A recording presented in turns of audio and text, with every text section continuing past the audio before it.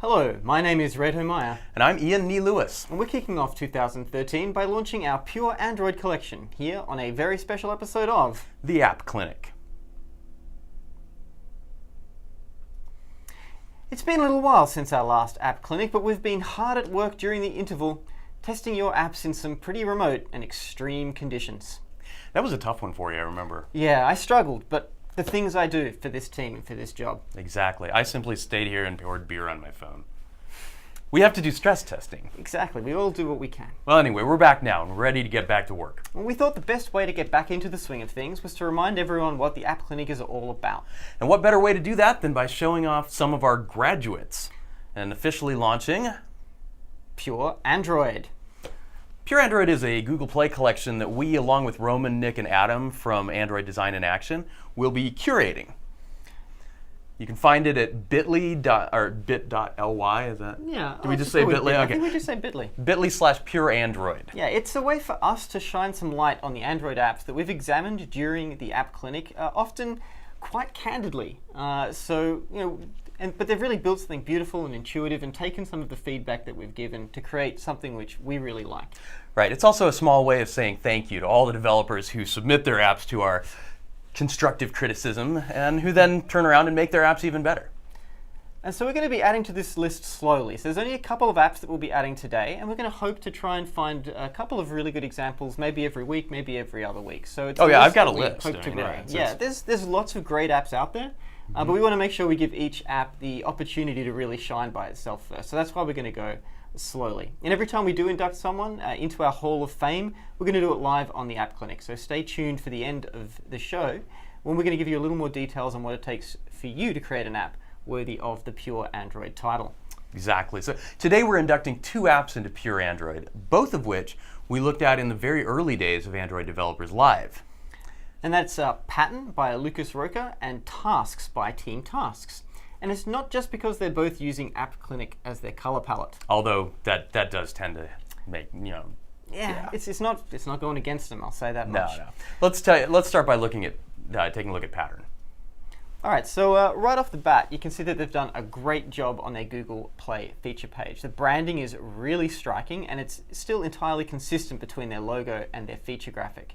And you can see how this banner is really going to stand out. No matter what size it is, if it does get featured in Google Play, you're going to notice this banner. Yeah, and you can tell it's not just that they've made something big and bold. They've also taken a lot of care with the pixels themselves. They do have a little bit of a drop shadow, but it's not obvious, just to separate the pattern from the background. And they've done some design. Absolutely, and that's really important for the sort of app that this is, something which is visual, which people who care about design are going to be interested in. It really pays to take that extra step and make that extra effort. Exactly. It also gives you a great idea of what the app's going to do. Exactly. So throughout the app, the design language is really clean, really uncluttered. It's intuitive and it's entirely consistent with the Android design guide.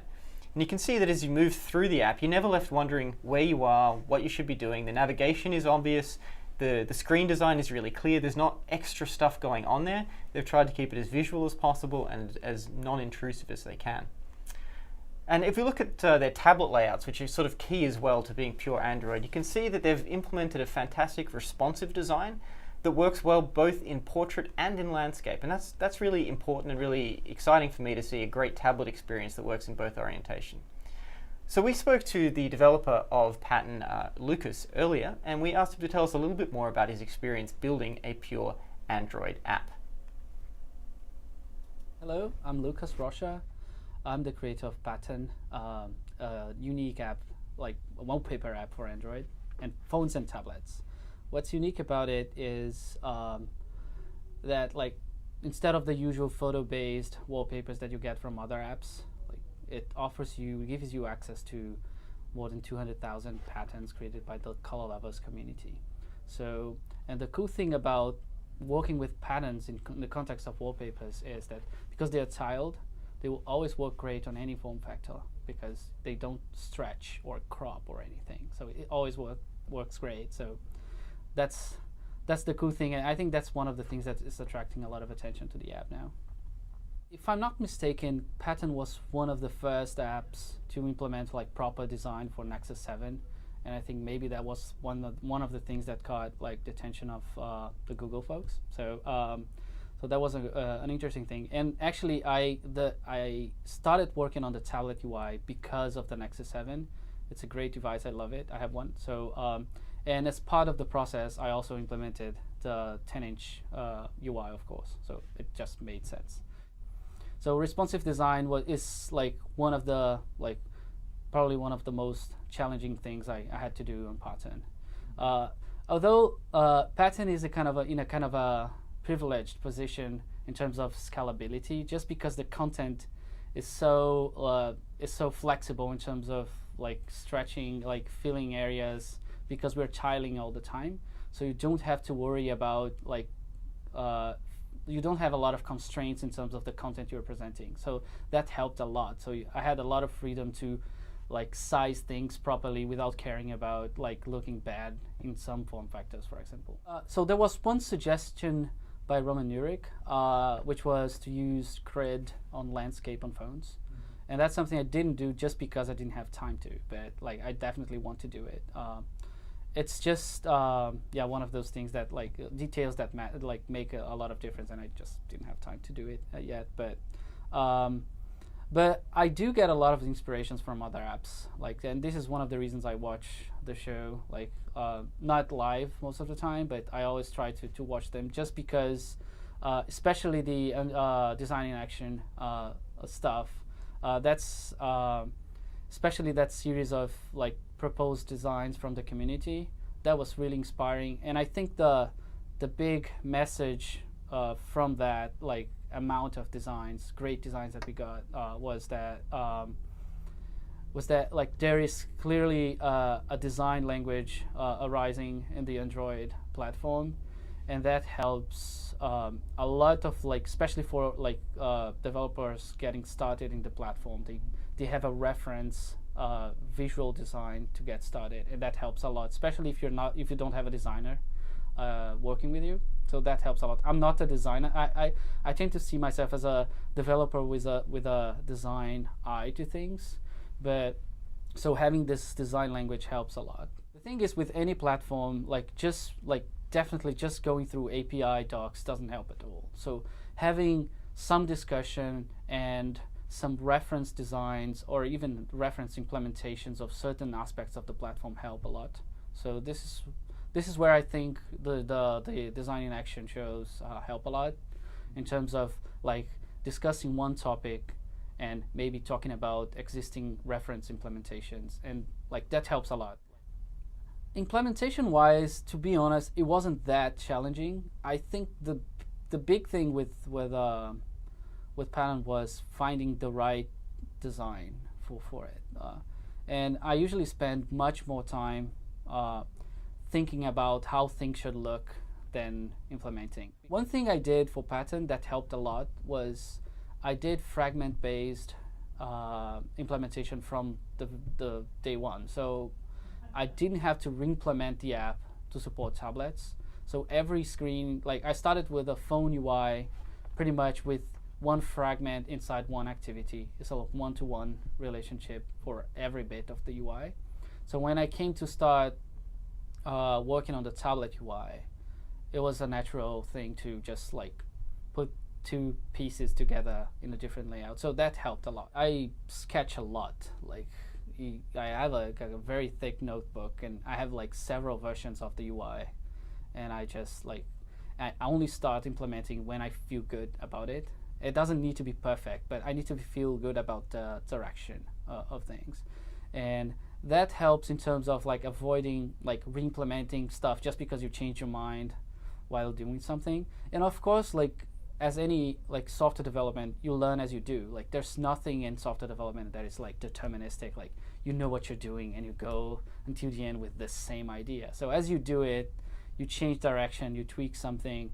So actually, like there's something interesting about the design of Pattern. Like I started Pattern, I wanted to do something like a Flipboard thing of wallpapers, so it would look like a magazine thing, and in the end I just like couldn't find a way to make it look not right and nice. So and that was about the time I started, like the whole Holo thing started to pop up. So once I saw, again, like once I got the design language of like Holo, the ICS stuff, it just felt natural to implement something that was more in line of Android stuff, because Flipboard is very alien. I mean, it's a nice design, but it's alien.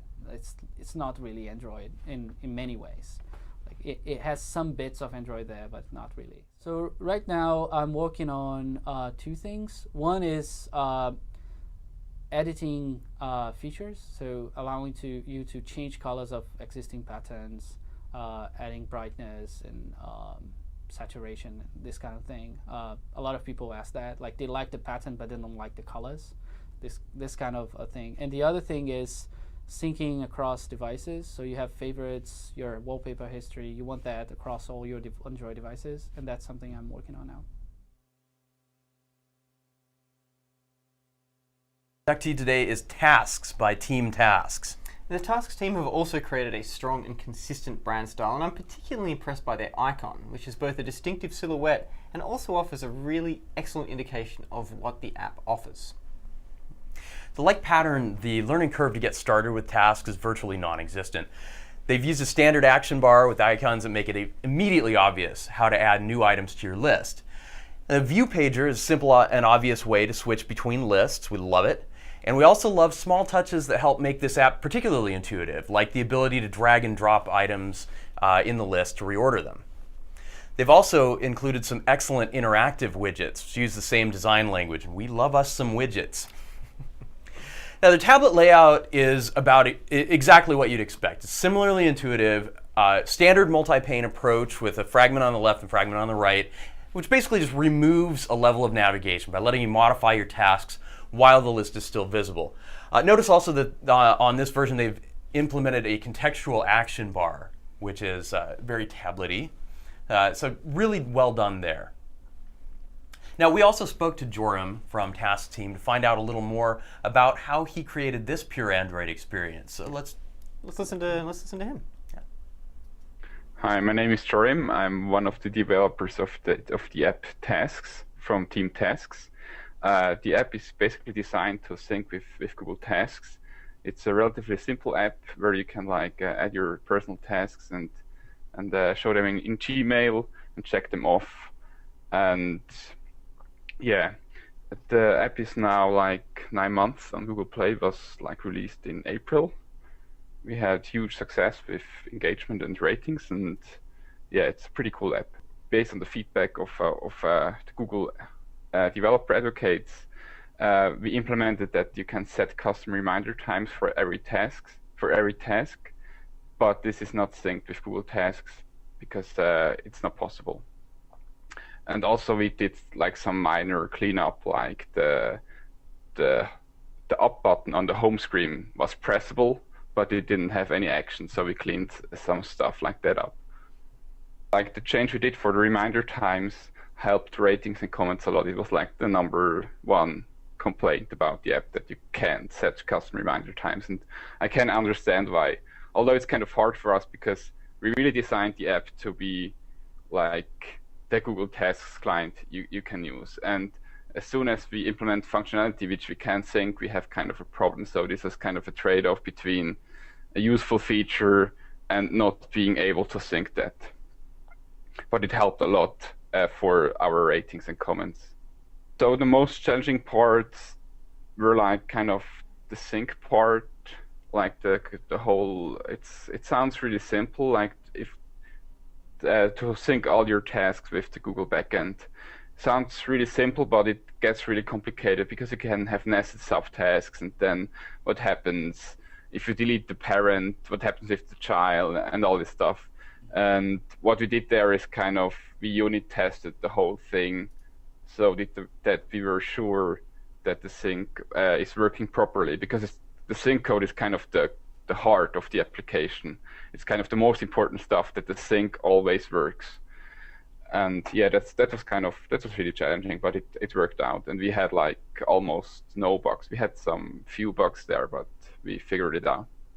Our app adapts itself to the different device configurations. We basically designed the app to be compatible with the three main buckets, like the size of a Nexus 4, the size of a Nexus 7, and the size of a Nexus 10. Like on a Nexus 4, you just see the task list, and then if you pass your task, you can edit it. On a Nexus 7, it's kind of the same, but if you rotate it into landscape, you see your tasks on the left and the task detail on the right. So you can like edit a task while viewing other tasks. And on the Nexus 10, it's still like the same, but with more spacing and bigger font sizes and all this stuff. So, but we really designed to work like from the ground up. We were clear like this app has to work with all kind of devices, and Android makes it really easy. I have to say, like the really powerful resource system to select the correct resources help to design apps with that work with all screen sizes. So our design process like we do some sketches, but then like start implementing right away because we are like more developers, and we also like it's really easy with the tool in Eclipse now to do these mocks, like writing code and reuse it when you really want to implement it to the whole design. And we go normally like from sketches to implementation right away, and then iterate, of course, with designers. So my favorite part about developing on Android is that you can design one app and it runs on like, I don't know, like 1,000 different devices. That's really great. And also Android provides a lot of useful tools to achieve that, like to have a responsive design on every of these devices. So for example, the density independent stuff, like it just runs everywhere. And the whole thing with fragments and the resource system, that you can have fragments for these devices, but then not on this screen size, and that's really pleasing that, you know, like now I developed basically for testing we used like these three devices, like a 4-inch phone, 7-inch tablet, and a 10-inch tablet, and also like a legacy device with Android 2.2 for backwards compatibility. But then after that, we didn't have like a single issue that it didn't run on a device. That was really great, that you have like 4 devices to test and it runs everywhere. So our next steps for the app is kind of to integrate the emails into the tasks. You know, there is a feature in Gmail where you can like add an email to your task list, and we just don't show it on the device. So we really would like to sync all these emails down to the device, and as soon as you click on the link, that you can see the email in the mobile web browser or stuff. Besides that, we are also looking with integrating our data with third-party widgets, like I don't know, like simple widgets, whatever. There are like lots of them, and they are all asking for a content provider that we provide, so the users can like show their tasks on the really customized widgets. Yeah, that's kind of what you're looking forward to build. So congratulations to Pattern and Tasks for making it into pure Android. For the rest of you, here's your opportunity to find out how you too can join these illustrious ranks. Let's start with the basics. So so there's sort of 4 key things that you need to consider to even be in the running for us to consider you. And those are great assets, having a great quality app, having a great quality tablet app, and following the Android design guidelines. So let's look at each of these in a little bit more detail. Now, these really are pretty basic. I mean, for the assets, we're looking for something that's going to help us help you sell your application. Absolutely. The people that work for Google Play really want to help you sell your app, but they can't do that if your assets look like garbage. Or if they're not even there. All right, so we will probably not even look at your app on the App Clinic if you don't at least have your feature graphic, your basically all of the assets which you need to specify in Google Play done. So I think back here we've actually got your app, right, Reto? We do. This your is my illustrious app. Yeah. I would like to take some credit for the assets here. I can't take any. I actually. Was it your doctor friend? It was actually not my doctor friend. In this instance, it was Roman who actually put together these quite impressive looking. Very nice. graphics for me. Although, so what's the one in the middle on the bottom right here? That's an earthquake. But is that the feature graphic? That I is the mean, feature graphic. Yeah. Oh, okay. Because the contrast's a little weird. The contrast is a little off. Yeah. yeah. So we should probably fix that if we come want on, to feature Roman. you. Yeah. Well, exactly. It's a really good point, though. You need to have a feature graphic in order for us to feature you. Yeah. Because that's the graphic that actually gets put on the market or on the Google Play Store or in the collection, and we can't automatically use any of these other graphics. That graphic has to be there. Yeah, and also take note of things like, you'll note that all of the apps that we featured today all had both phone screenshots and tablet screenshots.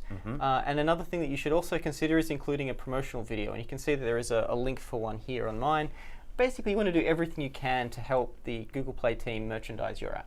Absolutely. The promo video, a lot of people forget, but it's an absolute no-brainer. It's absolutely the most effective way that we've found to sell people on your app. Once you've moved beyond that, what we really want you to look at is the app quality guidelines. Now, this is something that you can find on developer.android.com on the Distribute tab under Google Play Quality Core. And these are really sort of the fundamental things. So again, when we have people internally looking at what apps can we feature, what things can we put into pure Android, this is basically a checklist of things which we're going to look at as sort of your bare minimum entry requirements for what we consider that to be a quality app.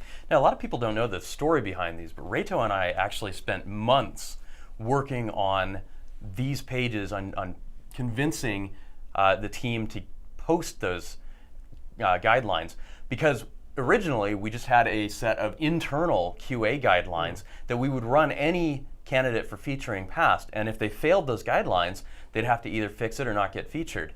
And it took a long time to get everyone involved to agree to post these guidelines online, but they finally are there for you. They really are the guidelines that our QA team uses to figure out whether an app is featureable or not. So if you're not meeting these guidelines, you are not meeting the lowest bar. Exactly. So this is something you should spend a lot of time looking over, and basically as part of your own release QA checklist, this is what we recommend you do, is go through this, make sure that you're meeting all of these requirements, and then you'll know that you have an app that is quality. It meets those quality guidelines. Of course, just having an app isn't good enough. We also want that app to look great on different devices, and this year, we are all about tablets, so it's got to look great on tablets. Exactly, and you can find the tablet app quality checklist also on Google Play. It's quality/tablet, and so you'll find here a bunch of best practices which we look at to say, well, is this a tablet app? Is this not a tablet app? This is basically what we're going to look at, and what we recommend you look at to say, well, this meets that bar. This is something which we think tablet users are going to be able to use and enjoy on their devices. And finally, we've got the Android design guidelines. An oldie but a goodie. So this is something which we also launched last year, really exciting, at developer.android.com/design. This tells you how to make an app which looks like an Android app. Now, there is a huge amount of variation. We don't want every app to look the same, some sort of cookie cutter mold. That's kind of boring. But there are certain principles which you can conform to, which are going to make sure that every Android user feels comfortable once they get into the app. And this is something which the Android Design in Action guys spent a lot of time talking about on their Tuesday show. Yeah, this is when the way we got these is by hiring an excellent design team and letting them run loose for a while until they figured out exactly what the design language of Ice Cream Sandwich was going to be.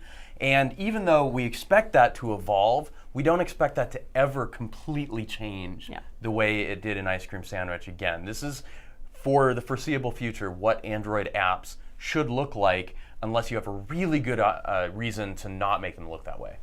So once you've sort of gone through and created all of these, these sort of basic requirements for building an app, which we're going to be really excited about and are going to be willing to feature on our own collection, and a collection we're going to put our names against, there's a few... I think just your name's on it. Right now it's just my name. I don't think you're quite that comfortable yet.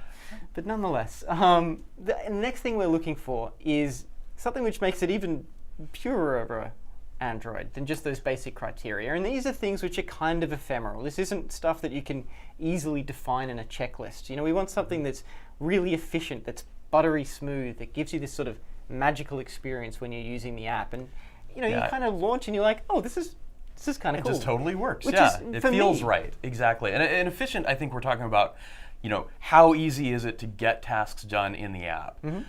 Buttery, on the other hand, I think we're really referring to the efficiency of your code. Absolutely. And that one actually, personally, I can measure. If your code isn't running consistently at 30 to 60 FPS on a newer device, then it's not buttery.